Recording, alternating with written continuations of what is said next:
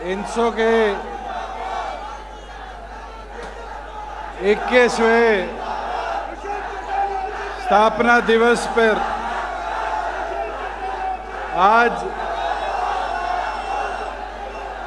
हिसार की इस पावन धरा पर मौजूद INSO के संस्थापक जननायक जनता पार्टी के राष्ट्रीय अध्यक्ष बहुत ही आदरणीय डॉक्टर अजय सिंह चौटाला जी, हमारे बीच में मौजूद सरदार निशांत सिंह जी, डॉक्टर केसी बांगड़ जी, हरियाणा सरकार में मंत्री अनूप जी, विधायक जोगीराम जी, अमरजीत ढांडा जी, प्रदेश के प्रधान महासचिव भाई दिग्विजय जी, INSO के राष्ट्रीय अध्यक्ष, आप सबको दिशा देने वाले भाई प्रदीप देसवाल जी, प्रदेश के बहुत ही कर्मठ हमारे दोनों प्रदेश प्रभारी प्रदेश अध्यक्ष भाई रवि जी, भाई अजय राव जी, भाई बहन मंजू जाखड़ जी, हमारे बीच पे मंच पर बैठे सभी जननायक जनता पार्टी के INSO के वरिष्ठ पदाधिकारीगण और प्रदेश और राजस्थान, दिल्ली, पंजाब, चंडीगढ़ से आए INSO के मेरे साथियों, मुझे बड़ी खुशी हुई। अभी एक साथी ने आके लिस्ट दी कि राजस्थान के 10 कॉलेजों के साथी हमारे बीच में बस भरकर अभी यहाँ पहुंचे हैं।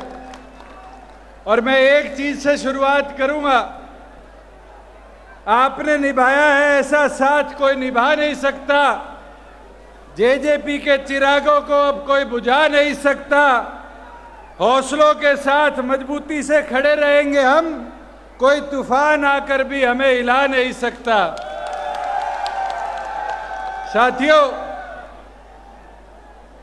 इस सफर के अंदर 21 साल में डॉक्टर अजय सिंह चौटाला जी ने यह पौधा दिल्ली यूनिवर्सिटी के चुनाव में लगाया था। दिल्ली यूनिवर्सिटी से धीरे धीरे ये पौधा हरियाणा प्रदेश के प्रत्येक कॉलेज, पंजाब यूनिवर्सिटी के प्रत्येक कॉलेज, राजस्थान यूनिवर्सिटी के प्रत्येक यूनिवर्सिटी कॉलेज तक हमने पहुंचाया है। और इस 21 साल के सफर में जहां ये INSO का पौधा आज फलदार पेड़ बना है, वहां जननायक जनता पार्टी के निर्माण में भी इसका बहुत बड़ा योगदान रहा है। आज मैं इस पंडाल में बैठे कई साथी देख रहा हूं, जैसे प्रदीप कह रहा था, मेरे को पार्टी ने चुनाव लड़ाया। एक नहीं, आज हम बात करते हैं जननायक जनता पार्टी के नए संगठन की, जो तीसरी बार बना है इस 4.5 साल में। 50% से ज्यादा पदाधिकारी आज INSO के 21 साल के सफर में बढ़कर आए। और मैं ये आज विश्वास के साथ कह सकता हूं कि इस सफर के अंदर एक एक साथी ने जो मेहनत करी कॉलेज में संगठन खड़े करने की, आज की ये नई पीढ़ी जो यहां बैठी है, ये अगले 20-25 साल की नींव हम आज यहां रखकर जा रहे हैं। साथियों, कोई सफर छोटा नहीं होता। एक एक ईंट जोड़े मकान बनता है, और एक एक बूंद जब मिलती है तो समंदर जैसा विशाल बनता है। आज आपको मेहनत करनी है। और मैं तो आज दिग्विजय सिंह को कहूंगा, ये छात्र हुंकार रैली पे बस नहीं करनी। आपके पड़ोस के राजस्थान के अंदर अब कॉलेजों के, यूनिवर्सिटियों के चुनाव आने वाले हैं इस महीने के अंत तक। ये प्रतीक मेहरिया जी, युवा प्रदेश अध्यक्ष राजस्थान, यहाँ हमारे बीच में बैठे हैं। प्रतीक जी, इस टीम को आह्वान करो कि अगले 25 दिन राजस्थान के एक एक कॉलेज में जाकर कैंडिडेट उतारने का काम करे और नवंबर के विधानसभा चुनाव की नींव को और मजबूत करने का काम करो। साथियों, जब घुसेंगे कॉलेजों में, नए योद्धा, नया वोटर आपके साथ जुड़ेगा, तभी जाके तो आपकी प्रोध मजबूत होगी। और मैंने देखा है एक एक वो साथी जो 2007 में मेरे साथ दिल्ली यूनिवर्सिटी में डोर टू डोर किया करता था, आज राजनीतिक तौर पर ही नहीं, राजनीतिक तौर से भी आगे बढ़कर आज हमारे साथी IAS IPS है, HCS HPS है, पड़ोस के राज्य में अफसर है, और तो और आज हमारे साथी अलग अलग इंस्टीट्यूट्स के अंदर, इंडस्ट्री के अंदर, कॉरपोरेशंस के अंदर, कॉरपोरेट्स के अंदर अपनी जगह बनाकर बैठे हैं। हमें खुशी होती है। आज ये साथी कहीं दिखे मेरे को, कोई लेक्चरर लगा हुआ है, कोई प्रोफेसर लगा हुआ है, ये इसलिए मुमकिन हो पाया कि इनकी आवाज कोई बना, उस आवाज ने संघर्ष किया, संघर्ष करके इनके अधिकारों की लड़ाई को लड़ने का काम किया। मुझे वो दिन भी याद है, इस मंडी से 4 किलोमीटर दूर जब पहली बार छात्र संघ चुनाव की बात आई, मेरा एडमिशन था गुरु जम्बेश्वर यूनिवर्सिटी में। मैंने जाके गेट के ताला लगा दिया, चाहे मैं सांसद था, ये पत्रकार साथी कवर करने आए थे, ताला लगाया। VC साहब का दिल्ली आगमन से जहाज पकड़ना था और हमने ताला लगा के कसम खा ली कि अगर रिटर्न एश्योरेंस लेंगे तो वाइस चांसलर से लिखित तौर पे वाइस चांसलर के साइन पे करेंगे। रजिस्ट्रार आया, डीन आया, कहने लग गया कि VC साहब तो दिल्ली है। मैं कहा 4 घंटे बैठे रहेंगे, बुला लो, जब आश्वासन दोगे, ज्ञापन के तौर पे लोगे, तभी जाके दरवाजा खोलेंगे। साथियों, 4 घंटे बैठना पड़ा और 4 घंटे में VC साहब एयरपोर्ट से निकले, ज्ञापन की रिसीविंग पे साइन किया, ईमेल कराकर हमारे पास पहुंचा, जब जाके गुरु जम्बेश्वर यूनिवर्सिटी का ताला खुला। ये दिग्विजय सिंह, जसविंदर खेरा, मंजू, ये 5 लोग इधर भूख हड़ताल पर बैठे। इनमें से तो कोई प्रत्यक्ष अप्रत्यक्ष चुनाव लड़ने के लिए नहीं मैदान में उतरा, अगर उतरा तो ये आपकी आवाज के लिए उतरे। भूख हड़ताल पे 5 दिन बैठे, 8 शर्तें थी, उन 8 शर्तों को लिखित में मैंने सरकार तक पहुंचाया और खुशी हुई कि 8 की 8 शर्तों को कोमा फुल स्टॉप भी चेंज नहीं किया, सरकार ने मानकर प्रत्यक्ष चुनाव प्रदेश में कराने का काम किया। और आज प्रदीप कह रहा था कि चुनाव के लिए परमिशन दे दो। साथियों, आप छात्र संगठन हो, आप अपनी लड़ाई लड़ते हो, सरकार के अंदर बात करनी होगी, हम 10 हैं, हम वहां पर बात रखने का काम करेंगे, मगर अपनी मुहिम तो शुरू करो। आज मुहिम शुरू नहीं होगी तो आपकी बात को पहुंचाने का काम कौन करेगा? मैं एक चीज जरूर मानता हूं, समय समय पर अपनी बात को खुलकर रखना चाहिए। आज हम प्रदेश की बात करते हैं, मेरे पास कई साथियों का फोन आया कि जी हाई कोर्ट ने CET पर परसों स्टे कर दिया, हमारा सैटरडे को पेपर है, क्या होगा? हमने 11:20 तक हाई कोर्ट में अपने सारे वकील खड़े रखे कि उन युवाओं के भविष्य के साथ रोक ना लगाई जाए और उनको लड़ाई लड़ते रहे। मगर रात को 11:30 बजे सिंगल बेंच का ऑर्डर आया, कोर्ट बंद हो गया। अगले दिन सुबह 8 बजे बहस करने लगे, 9:30 स्टे ऑर्डर विकेट करा रहे और ये करा लाए कि युवा पेपर देगा। पेपर कल भी हुआ, कल वाला कल होगा, आज भी हुआ और आगे भी ऐसे होते रहेंगे। साथियों, ये लड़ाई है, ये लड़ाई आप लोगों की है। उस लड़ाई को लड़ना कानूनी तौर पे काम हमारा है और हम लड़ते रहेंगे, मगर समय समय पर वो लड़ाई, वो बात हमारे तक पहुंचानी भी तो जरूरी है। कोरोना था, 2 साल तुम सो गए थे कि चुनाव की बात ही नहीं करी, आज बात आई है और मैं ये वादा करता हूं, तुम शुरुआत करो, एक एक कॉलेज से, एक एक यूनिवर्सिटी से सरकार के तौर पर मंजूरी दिलवाकर प्रदेश में हम छात्र संघ चुनाव करवाने का काम करेंगे। साथियों, जहां पार्टी की बात है, हम 10 लोगों ने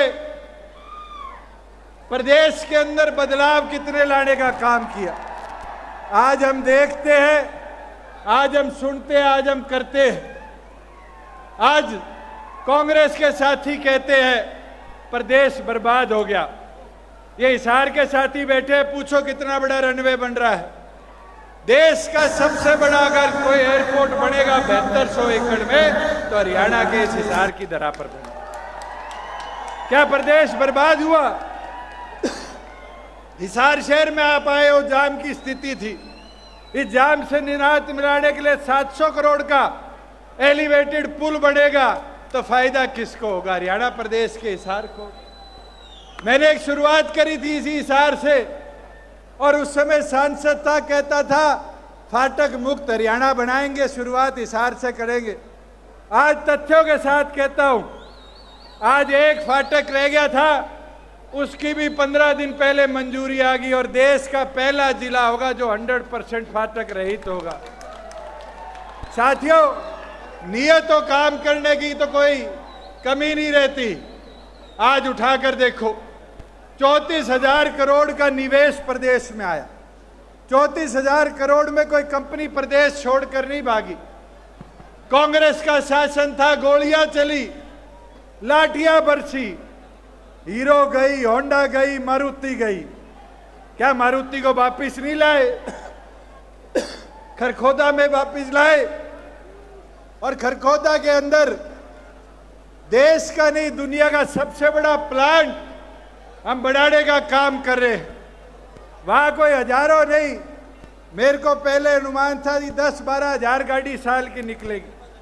फिर मारुति के साथियों से बात हुई, उनसे पूछा कि एक साल में उस प्लांट से कितनी गाड़ी निकालोगे?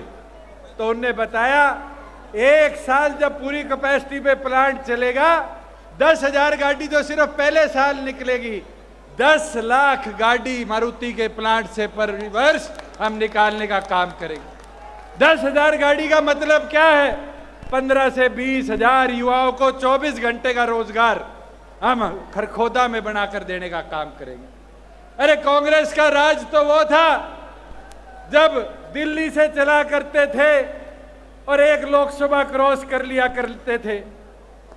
चाहे हिसार की तरफ आओ तो हमारे वो सिंगवा गांव है इसका, ईश्वर का, उस वाली नहर के बाद सड़क छोटी हो जाती थी। भिवाड़ी जाओ तो भूपेंद्र का गांव है खेरडी मोड़, उस खेरडी मोड़ के बाद सड़क छोटी हो जाती थी। जींद जाओ तो अमरजीत जी के हल्के जुलाना में घुसते ही सड़क छोटी हो जाती थी। और तो और सोनीपत को तो अपना कहते थे। बड़ौदा चले जाओ, आप गुहाना चले जाओ, डॉक्टर साहब बैठे हैं, वो पवन बैठा है, खरखोदा चले जाओ, ऐसा कोई क्षेत्र नहीं था जहां पर सड़क पाकिस्तान इंडिया के बॉर्डर की तरह बंद होकर छोटी हो जाती थी। आज घूम कर देखो, आज घूम कर देखो कहीं हरियाणा में भेदभाव हो। ये साथी कहते हैं एक विधायक नहीं हरियाणा प्रदेश में जो कहता हो कि 25 करोड़ की सड़कें उसकी विधानसभा में हमने बनवाने का काम नहीं किया। ऐसा कोई विधानसभा का मेंबर नहीं है जो ये आज कहता हो कि हमारे वहां पर 5-5 करोड़ रुपए विधायक के विकास कार्यों के लिए हरियाणा की सरकार ने देने का काम नहीं किया। साथियों, ये नीयत पे है, और नीयत साफ थी। जब मुमकिन हो पाया हर 3 में से 1 राशन डिपो हमारी बहन को, माता को मिलेगा। नीयत साफ थी, ये मुमकिन हो पाया कि हरियाणा प्रदेश की पंचायतों में हर दूसरा मेंबर, दूसरा सरपंच हरियाणा प्रदेश की एक माता बहन है। साथियों, ये मुमकिन हो पाया जहां CAT के बराबर हमने HTET को करने का काम किया। साथियों, ये मुमकिन हो पाया जो वादा हमारा था कि दूसरे जिले में जाकर HTET का पेपर नहीं देना पड़ेगा, हमने 50 किलो के अंदर अंदर 50 किलोमीटर के अंदर अंदर युवा साथियों के पेपर करवाने का काम किया। अनेक चीज है, एक एक विषय पर अगर चर्चा करें तो बहुत लंबा समय निकल जाएगा। पर साथियों, एक चीज आपको बोल सकता हूं और बड़े प्यार से बोल सकता हूं, किसी एक अच्छे साथी ने लिखकर भेजी थी और पढ़ते पढ़ते बड़ा मजा भी आया। अब इसको ये पत्रकार साथी चलाए किसके प्रति ये तो मुझे पता नहीं, पर मैंने एक चीज सीखी, नकारे हुए लोग, दुत्कारे हुए लोग बैकी बैकी बात करते हैं हजारों से हारे हुए लोग। साथियों, आज उन लोगों को हम साफ कह सकते हैं कि लोगों ने चुनकर भेजा और नेक नियत और नेक सोच के साथ उन लोगों की आवाज बनकर विधानसभा के अंदर आप लोगों की लड़ाई करने का काम किया, युवाओं की लड़ाई करने का काम किया। और इसलिए मुमकिन हो पाया कि हरियाणा प्रदेश के अंदर 75% आरक्षण युवाओं के लिए हमने आरक्षित करने का काम किया। और मुझे खुशी है कि वो आरक्षण के ऊपर जो स्टे था उसकी बहस शुरू हो चुकी। पिछले सोमवार मंगलवार को बहस थी और सोमवार से दोबारा बहस शुरू हो जाएगी। और ये मेरा वादा है, इस महीने के अंत तक कानूनी प्रावधान पेच सारे खुलवाकर उस कानून को लागू कर हरियाणा प्रदेश के प्रत्येक रोजगार में 75% हिस्सेदारी आप जैसे बहनों भाइयों के लिए हम लाने का काम करेंगे। और एक चीज जरूर कहना चाहूंगा, दिग्विजय सिंह कह रहे थे कि कई लोग हमें क्या करते थे, कई लोग क्या करते थे, ये तो छोरों का टोल है, ये तो वानर सेना है। और क्या करते थे दादा, मेरे को भी लगता था कि शायद युवाओं का जोश कम हो गया। एक बार ये कैमरे घुमाओ, देखो टंग लिए, चढ़ लिए ऊपर। और ये क्रांति है, ये जोश है जो 2024 की मजबूती लाने का काम करेगा। साथियों, ये हर एक दल के पास नहीं है, ये हर एक संगठन के पास नहीं है। ये जोश और क्रांति अगर किसी के पास है तो डॉक्टर अजय सिंह चौटाला की सोच के पास है, चौधरी देवीलाल के विचारों के पास है। और ये मैं विश्वास डॉक्टर साहब को भी दिलाता हूं कि आपकी ये फौज यहां रुकने वाली नहीं है। ये फौज अब आगे बढ़ती रहेगी। आप समय समय पर हमें दिशा दिखाते रहे, आप समय पर हमें रास्ता दिखाते रहे। और ये विश्वास के साथ कह दूंगा कि प्रदेश और साथ लगते प्रदेशों में तो आपका संगठन मजबूत होगा, आपके विधायक विधानसभा का ताला खोलेंगे। आज मैं आता अखबार पढ़ रहा था गाड़ी में, ये पता नहीं अखबार वाले साथी भी रैली से पहले कार्टून छापते। आता हूँ बोला मैं छापा हुआ था, मैं और दिग्विजय खड़े हैं, चाबी खड़ी है। ये चाबी तो नहीं हुई, ताला खोलेगी। मैं खुल के कह दूंगा, ताला तो चाबी खोलेगी। साथियों, बस चाबी को घर घर पहुंचा दो। एक एक साथी लग के अगले 1.5 साल मेहनत कर लो, एक एक नए युवा को जोड़ने का काम करो, उनकी आवाज बनो, उनके संघर्ष में साथ खड़े रहो। और ये गारंटी है कि इस प्रदेश का सबसे मजबूत संगठन, सबसे बड़ा संगठन अगर कोई होगा तो डॉक्टर अजय सिंह चौटाला का जननायक जनता पार्टी और इनसे होगा। पर आपको इसके प्रति काम करना पड़ेगा। एक अंत में कहना चाहूंगा, कई साथी हमारा भाईचारा खराब करने का भी प्रयास करते हैं। समय समय पर ये दिखाना चाहते हैं कि हमारा भाईचारा कमजोर हो जाए, हम बट जाए, हम टूट जाए। मैं तो 4 लाइनें कहना चाहूंगा। जननायक के विचारों के साथ हमेशा कहते हैं सच्ची बात, जोर से हाथ उठाकर बोलो जय हरियाणा, जय मेवात। साथियों, उनके साथ एक एक साथी खड़ा है। मैं दोबारा पढ़ देता हूं, जननायक के विचारों के साथ हमेशा कहते हैं सच्ची बात, जोर से हाथ उठाकर बोलो जय हरियाणा, जय मेवात। साथियों, आज हमें खड़ा होना पड़ेगा और ऐसे लोग जो हमारा अमन चैन भाईचारा तोड़ते हैं उनको जवाब देना होगा। और मजबूती से खड़ा होकर दोगे तो ये विश्वास है कि चौधरी देवीलाल ने 1967 में जो ये हरियाणा रूपी पौध पैदा लगाया था, आज देश की अर्थव्यवस्था पे 3रे नंबर पर है। आज देश की अर्थव्यवस्था पे 3रे नंबर पर है। 10% फौज में हम जवान भेजते हैं। साथियों, आज ये मुमकिन हो पाया है तो सिर्फ आप जैसे कर्मठ साथियों और लोगों की वजह से हो पाया है। मैं तो इसी के साथ आप सब यहाँ आए, आप सबका आभार व्यक्त करता हूँ। बहुत बहुत धन्यवाद।